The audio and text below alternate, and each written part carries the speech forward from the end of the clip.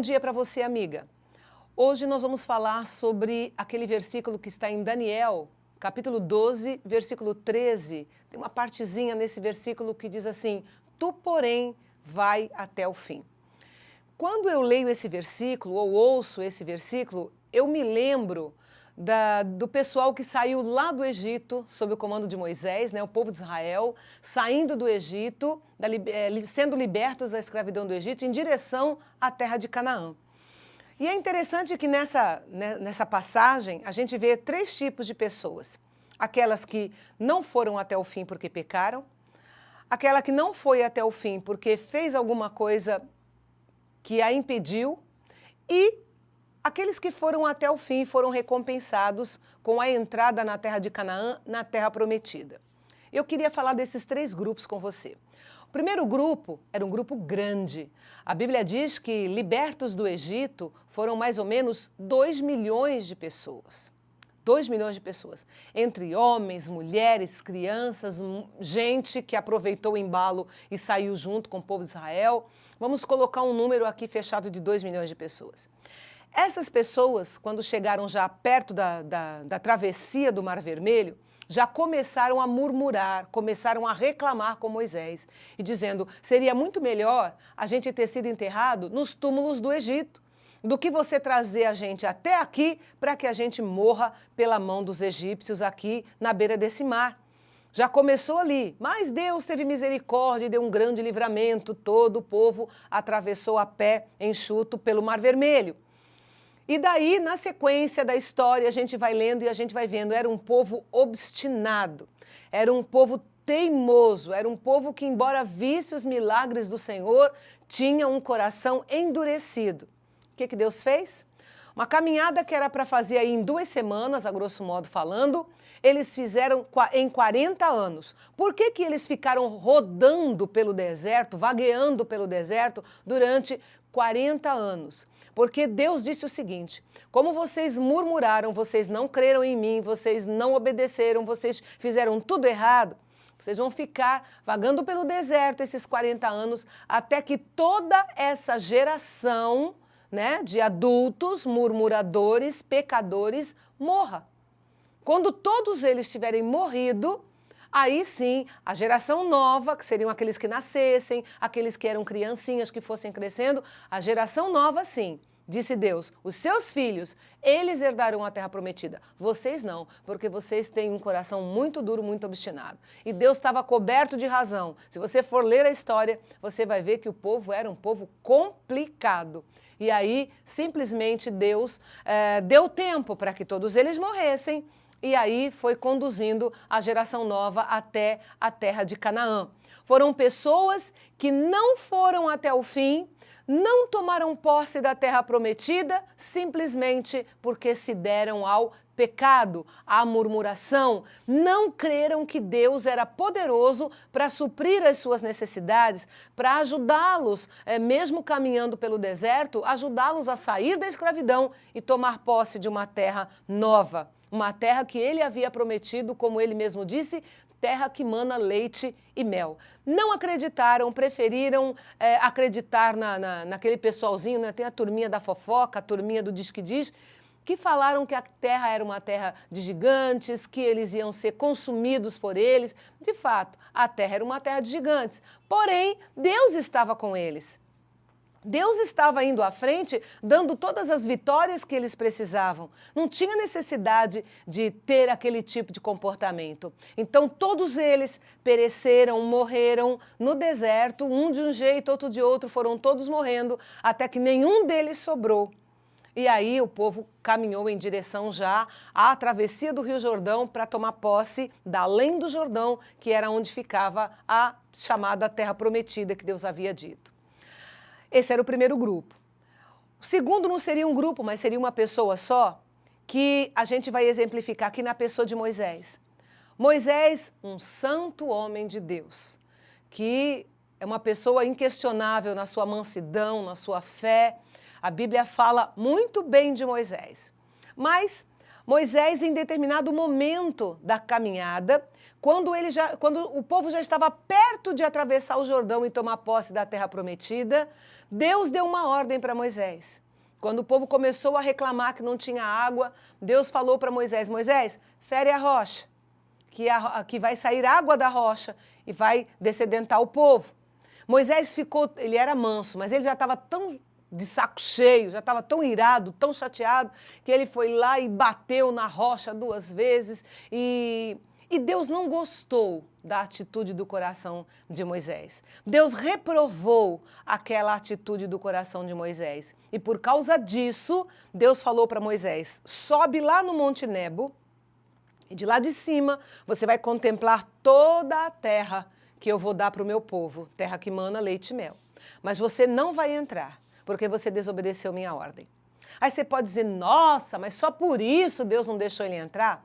Querida, deixa eu dizer para você uma coisa. Deus não exige de mim o que exige de você. Da mesma forma que nós temos diferença de exigências em crianças, por exemplo, se dentro de uma igreja tem uma criança chorando aos berros, incomoda, mas todo mundo entende que é um bebê, todo mundo entende que é uma criança, que ela não tem entendimento do lugar que ela está, por isso ela chora a hora que ela bem entende. Existe essa compreensão da parte do adulto. Agora, se um adulto, de repente, começa a gritar, esbravejar, chorar, fazer escândalo, todo mundo olha para ele com um olhar de reprovação. Por quê? Porque ele é adulto, ele sabe o que está fazendo e aquela atitude dele é reprovável. Dessa maneira, isso é só um exemplo para você entender, Deus também, ele cobra de diferentes formas, ele cobra a gente de acordo com o nosso tamanho, digamos assim. Uma pessoa que não tem muito entendimento das coisas de Deus, a cobrança vem de uma forma. As exigências de Deus para com aquela pessoa é de uma forma. Agora, aquele que já tem uma comunhão com Deus, tem tempo de vida, conhece a palavra e tem todo um conhecimento da vida cristã, claro que Deus vai exigir um pouco mais dele, porque ele sabe o que faz. O outro não sabe o que faz, mas esse sabe o que faz. Então, o nível de exigência acaba sendo diferente. Ora, Moisés era um homem de profundas experiências com Deus. Ele sabia quem era Deus muito mais do que aquele povo. Por isso, Deus o colocou como líder para tirar o povo de Israel de lá do Egito. Né? Então, ele tinha um posicionamento diante de Deus, poxa, ele passou 40 dias e 40 noites diante de Deus, recebendo diretamente de Deus os mandamentos que iriam reger toda a nação de Israel. Então, ele não era uma pessoa com uma mentezinha desse tamanho, com um conhecimentozinho desse tamanho. Ele era um homem que tinha experiências fortes com Deus. Ele não precisava ter aquela atitude que ele teve. Não justifica a atitude que ele teve. Assim sendo, Deus falou para ele, não gostei do que você fez, Moisés. E por causa disso, sobe no Monte Nebo, olha a terra, mas você não vai passar. Quem vai levar o povo para possuir a terra prometida vai ser Josué, que era um moço que andava sempre com Moisés, o tempo inteiro.